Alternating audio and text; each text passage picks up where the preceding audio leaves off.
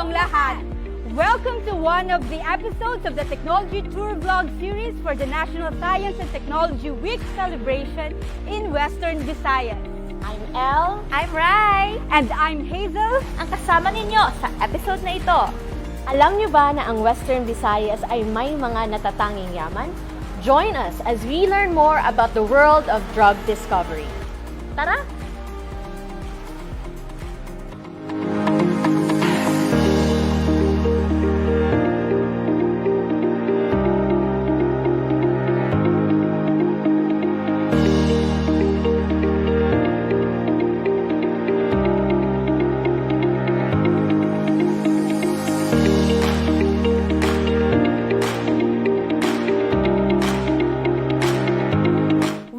Welcome you to the Tuklas Lunas Development Center in Western Visayas, located in the center of the Philippines, Iloilo City.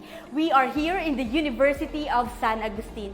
Did you know that these centers aim to build our country's capacity for drug discovery and development by using naturally products-derived pharmaceuticals that will benefit us? Kaya dapat alam nyo na tayo dito sa ating rehiyon ay may pagmamalaki. And kasama natin ang DOST sa patuloy na pagsulong ng ekonomiya at pagpapabuti ng kalagayan ng pamumuhay ng ating mga kababayan. Tara, samahan ninyo kami! Before we begin with our facility tour, let us first go back to the basics. Saan ba tayo dapat mag-uumpisa? Where does drug discovery begin? Every drug discovery story starts with the chemical compounds or substances produced by living organisms which are biologically active. Ito ay tinatawag na mga natural products.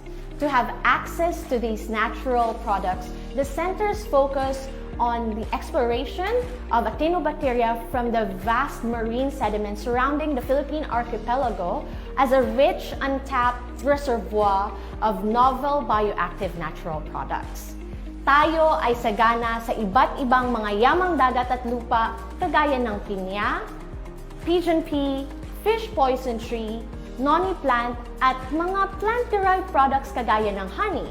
Alam ko gusto niyo yung honey, na isang pinagkukunan rin ng bioactive natural products. Gamit ang multidisciplinary approach, ang C2B2, CND3 at Visayas NMR crosses over the boundaries of life science, physical science, and biomedicine with emphasis on natural drug discovery. Alam niyo ba na ang natural products ay makikita o matatagpuan sa smallest living organisms kagaya ng bacteria hanggang sa ating everyday food like kadyos or pineapple? But how does the drug discovery story begin? Tara, kausapin natin ang mga scientists ng Visayas NMR, C2B2, and CND3 laboratories.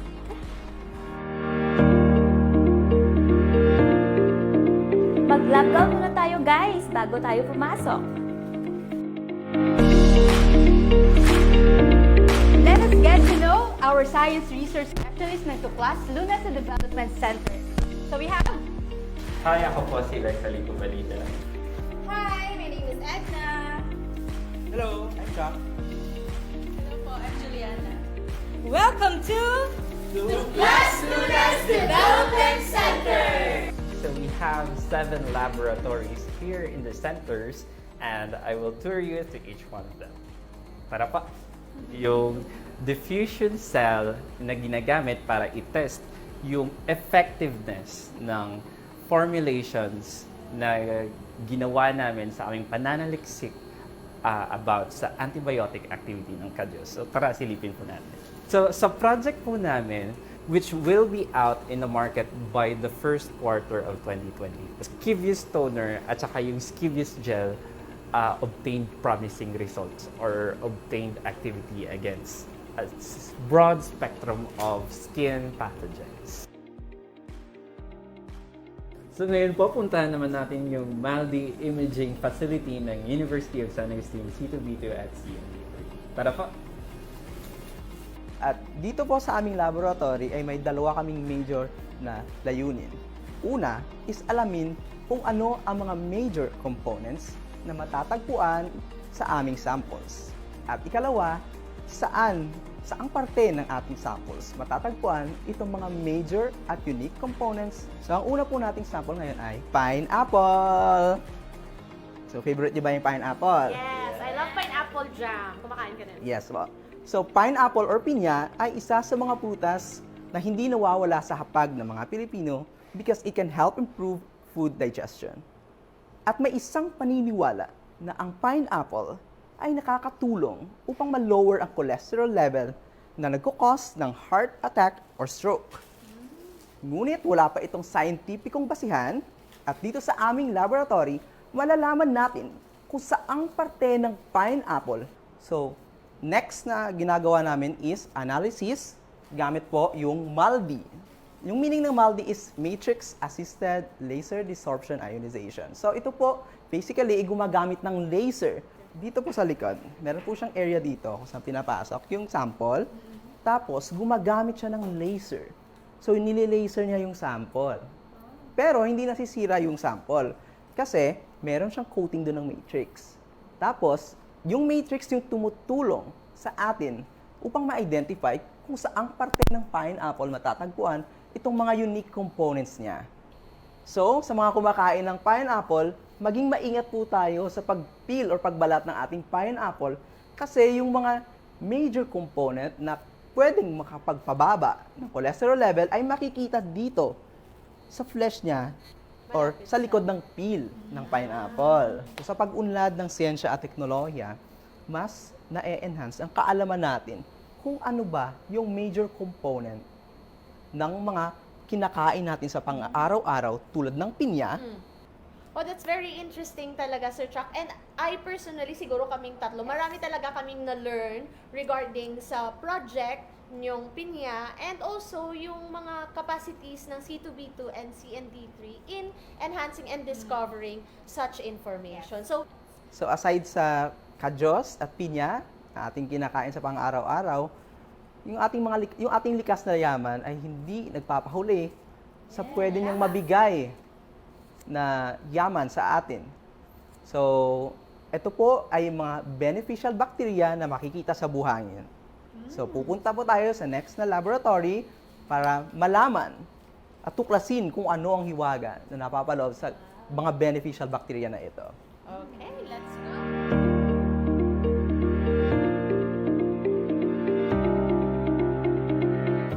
Nandito po tayo ngayon sa ating next station, ang Microbiology Laboratory. Hello po! Welcome po sa ating Microbiology Laboratory. Ngayon po ay tutur ko kayo sa aming project on marine actinobacteria. So, ang actinobacteria po ay isang grupo ng beneficial bacteria na nagiging source din ng iba't ibang gamot na ginagamit natin sa ngayon. So, yung aming team po ay pumunta sa iba't ibang bahagi ng Pilipinas upang mangolekta ng marine sediments. Ito po sila. So, these marine sediments po ay pinatuyo namin under sterile condition gamit ang biosafety cabinets.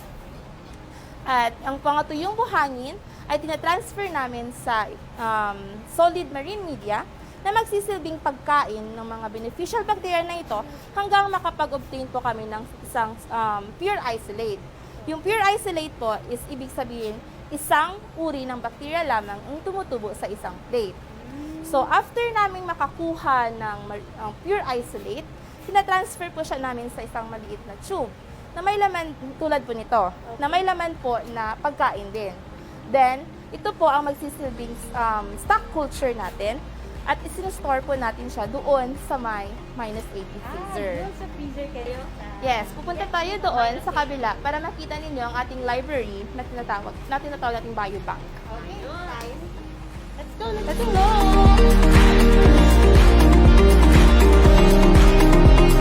So ito po, yung dalawang malaking freezer na ito ay ang ating tinatawag na biobank. So ito po yung nagtatago ng ating mga actinobacteria na na-isolate natin from the different parts of the Philippines, including po yung Western Visayas. So, to show you po what's inside, ito po yung ating library. So, bawat kahon po ay naglalaman ng mga isolates na nakatago, and this is for future researches. So, kung mayroon man pong mga future scientists, ng mga estudyante na gusto din pong mag-aral tungkol sa actinomycetes, hindi na po sila kailangan pang pumunta doon at saka mangolekta ng marine sediments. Punta lang po sila dito at pwede na silang kumuha dito ng isa at pag-aralan nila in the future. So we have more than 3,000 po na actinobacteria na ready for future research po. So after po dito, i-walk through ko po kayo sa process paano kami nag-isolate ng compounds at paano po kami para sa aming drug discovery research. Okay, Dito po tayo ulit. So dito po sa microbiology lab, nanggaling ang lahat ng mga raw materials for our drug discovery program. So dito po nagaganap yung isolation at saka yung large-scale fermentation. Ibig sabihin, pinapatubo namin ng maramihan ang ating single na actinobacteria. So nakafocus na tayo sa isa, hindi sa 3,000. Instead, ma'am, napatubuin siya namin sa isang plate, pinapatubo po natin siya sa maraming pans. So para ma-expedite pans. So, that is to expedite or paramihin din yung produce niya ng mga importanteng mga chemicals and compounds for our drug discovery research. So, after we have yung large-scale fermentation, mina-harvest natin siya, then pino-forward for extraction doon sa chemistry laboratory. So, pupunta po tayo Yes, ngayon pupunta doon. tayo ngayon sa chemistry laboratory. So, come on! So, ito po yung ating chemistry laboratory. Next. So, nandito tayo ngayon sa ating chemistry laboratory kung saan dito tayo nag-extract ng secondary metabolites. So, si rotary evaporator po, tatanggalin niya yung mga solvent at patitira lamang yung extract doon sa may flask. So, after that, ibibigay po siya ulit doon sa may microbiology laboratory. Balik tayo doon. After dito. Okay. So, after po niyan matuyo, forward siya ulit doon sa microbiology laboratory para doon naman siya iti-test against sa ating mga pathogens. So, dito po sa ating drug discovery program, nagtitest po tayo against escape pathogens. So, these are different bacteria po na mahirap patayin. So, they are developing resistance na po sa mga gamot na readily available sa ating market. Sa purification po, yun po yung time na hihiwalay-hiwalayin na natin yung mga compounds para makita natin kung saan doon yung nag-cause ng antibacterial activity. So, yung first purification po natin ay gamit itong malaking parang pencil. So, this is a column po. So, we're doing gel permeation chromatography. So, wherein yung crude extract po natin, yun yung galing talaga doon sa may extraction, yes. Isa-separate po siya based on the size ng compounds na meron tayo. So, dito sa process na ito, si biology, yung magiging mata ni chemistry, para hanapin kung saan doon yung may pinaka-active yung tawag natin doon. Ibig sabihin, siya yung may antibacterial activity. So, after that, pag sinabi ni biology na si number 1 yung may antibacterial activity, i-forward siya again for another purification using ang ating flash column chromatography. So, sa flash column chromatography naman, sinaseparate naman yung compounds, ang molecules, based on their polarity. So, then again, after nun, pag nakakolect tayo ng different fractions ulit, itetest siya ulit for bioactivity screening.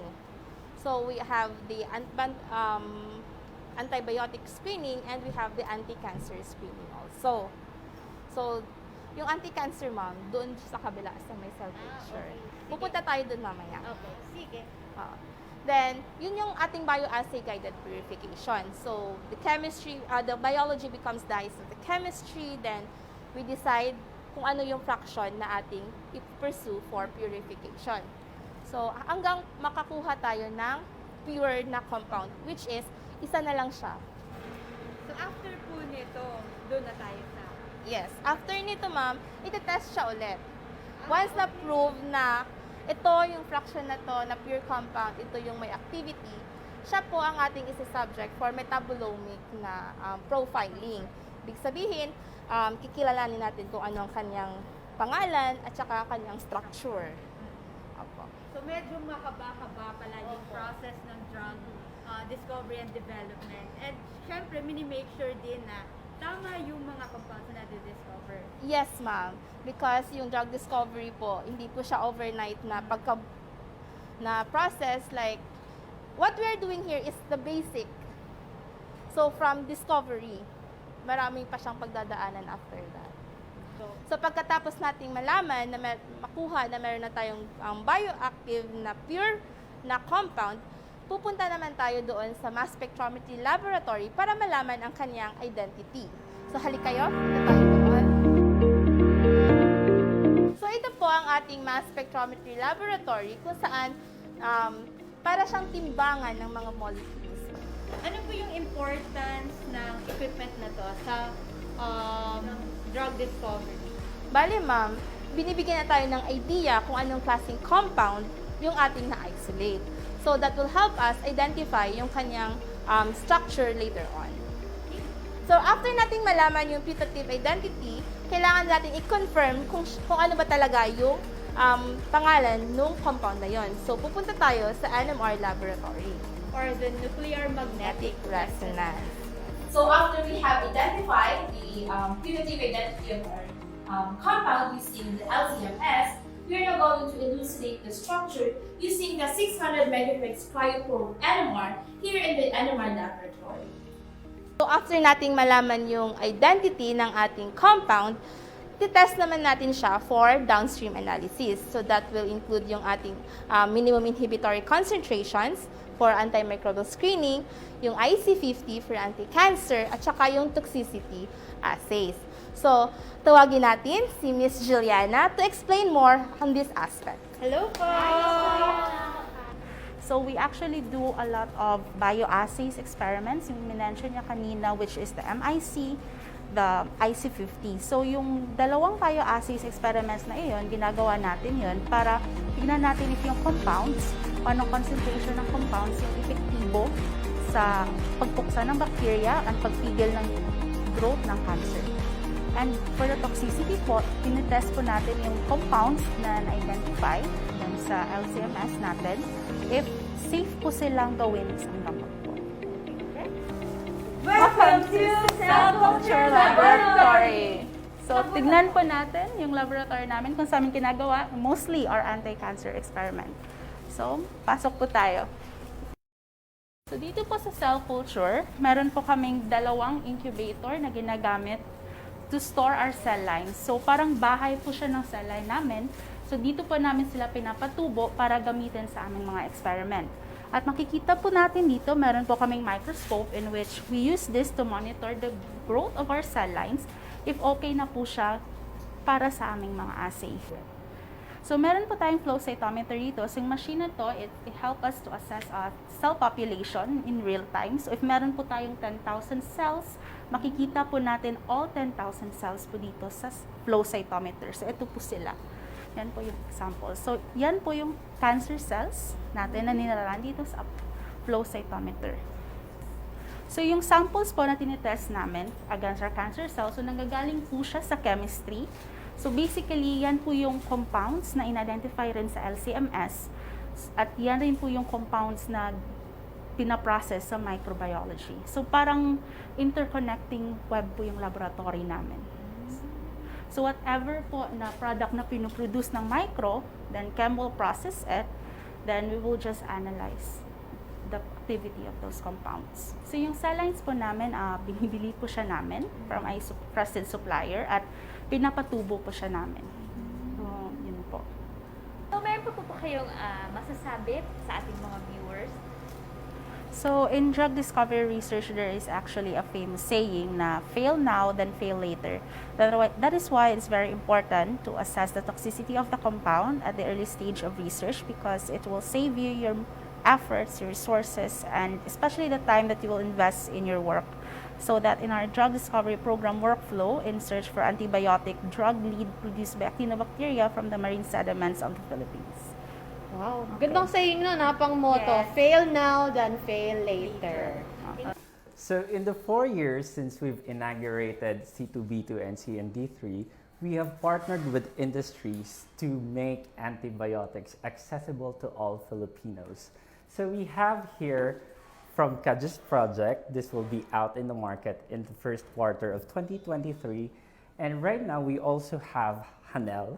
So this is available in Shopee. So for all of you consumers who are fond of doing online shopping, you can find this online. So just search Hanel.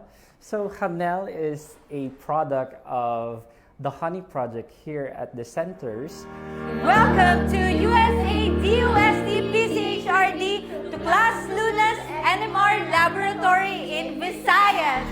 So, welcome po to the first NMR laboratory here in Visayas and Mindanao.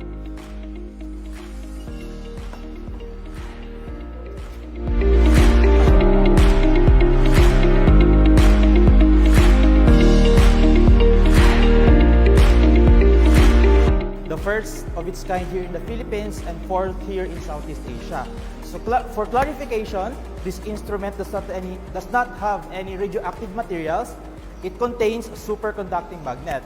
So nuclear magnetic resonance, or NMR for short, can be used to determine the structure of drug leads natin. It can also be used para malaman if paano nag-bind yung drug sa kanyang targets, no?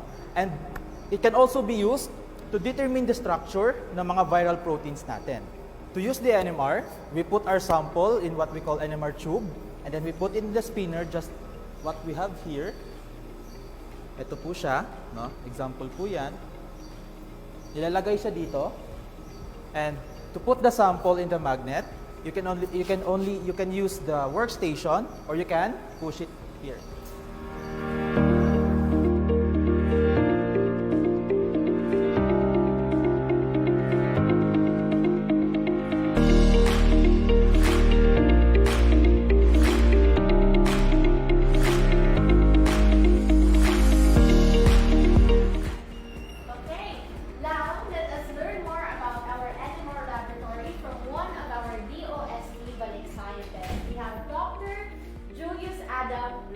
Hi, Doc. We would like to know more about the NMR laboratory, Doc. Yes, I have here Miss Hazel that will ask you more about the NMR. Sige. Thank you very much, Doc. So another question, how does the NMR facility complement with existing Tuklas Lunas Centers? Okay, in relation to that, ang ating mga Tuklas Lunas Centers po ay kalat sa buong Pilipinas. Hindi lang po ito sa Luzon. No? Marami po dito sa Visayas, sa Mindanao. In fact, 4 out of 5 ng ating drug track Tuklas Lunas Centers ay nasa Visayas and Mindanao. When you say drug track, they focus on drug discovery up to the structural elucidation ng ating mga compounds. No? So, for the structural elucidation ng ating compound structures, kinakailangan po niyan ng NMR technology. So, malaking bagay po talaga na meron na pong NMR facility dito sa Visayas and Mindanao. Malaking tulong po ito para magkaroon ng capacity in terms of NMR technology dito sa Visayas and Mindanao regions. Thank you very much po, Doc. Yes, thank you. Thank you, Rena. It was a pleasure having you. Yes. Ngayon naman, let us meet the Director for the Center for Chemical Biology and Biotechnology, or C2B2. We have Dr. 𝗙𝗟𝗏 Dalisay. Doc, how important are these centers for the drug discovery initiatives of the Philippines? The Innovative Drug Discovery Center at the University of San Agustin will support better health outcomes for Filipinos. We formed a dynamic and interdisciplinary network that brings together the best people, technologies, and tools to enable early-stage drug discovery research in the Philippines, targeting infectious diseases, cancer, and metabolic diseases. Our initiative focuses on designing and developing innovative tools and techniques to identify bioactive molecules from Philippine natural resources, such as marine bacteria and functional foods, with high potential for industry uptake and clinical translation.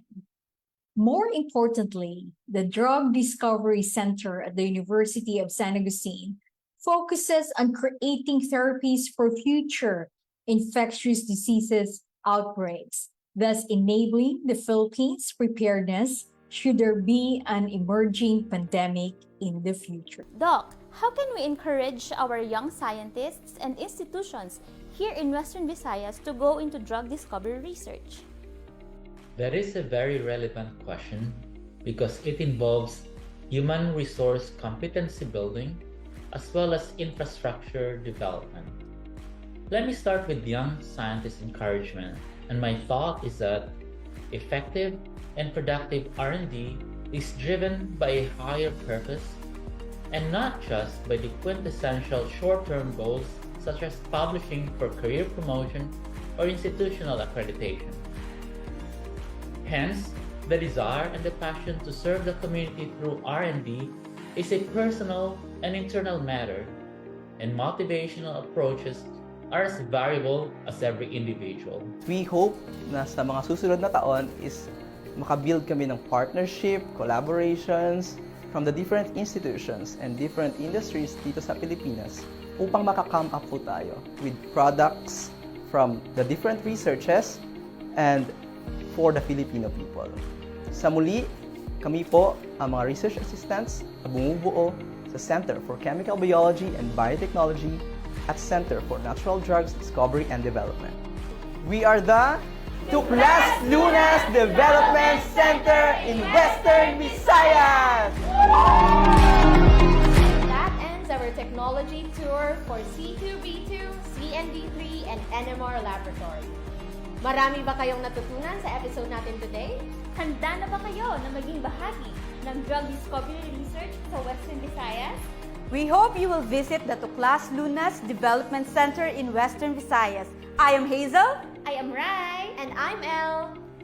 See you around! Thank you, everyday